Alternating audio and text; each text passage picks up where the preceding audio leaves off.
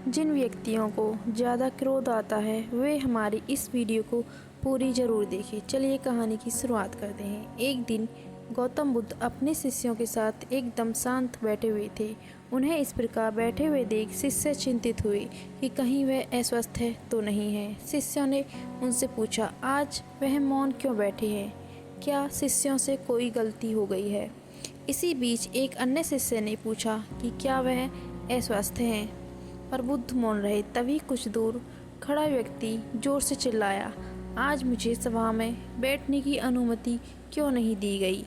बुद्ध आंखें बंद करके ध्यान मगन हो गए। वह व्यक्ति फिर से चिल्लाया, मुझे प्रवेश की अनुमति क्यों नहीं मिली? इसी बीच एक उदार शिष्य ने उसका पक्ष लेते हुए कहा कि उसे सभा में आने की अनुमति प्रदान की जाए। बुद्ध ने आंखें खोली और बोले, नहीं, वह अछूत है, उसे आज्ञा नहीं दी जा सकती है। यह सुनकर शिष्यों को बड़ा ही आश्चर्य हुआ। बुद्ध उनके मन का भाव समझ गए और बोले, हाँ, वह अछूत है। इस पर कई शिष्य बोले, हमारे आश्रम में जात पात का कोई भेद ही नहीं, फिर वह अछूत कैसे हो गया? तब बुद्ध ने समझाया, आज वह क्रोधित होकर आया है।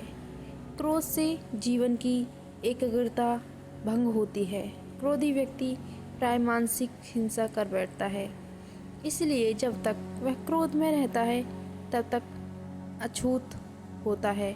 इसलिए उसे कुछ समय एकांत में खड़े रहना चाहिए। क्रोधित शिष्य बुद्ध की बातें सुन रहा था। पश्चाताप की अग्नि में तप कर वह समझ चुका था कि अहिंसा ही मनुष्य का महान कर्तव्य परम धर्म है। वह बुद्ध की चरणों में गिर पड़ा और कभी क्रोध ने करने का प्रण ले लिया। आश्चर्य यह है कि क्रोध के कारण व्यक्ति अनर्थ कर बैठता है और पश्चाताप उसे बाद में होता है, जिसका कोई लाभ नहीं मिलता है। हमें क्रोध नहीं करना चाहिए। असल मायने में क्रोधित व्यक्ति अछूत हो जाता है।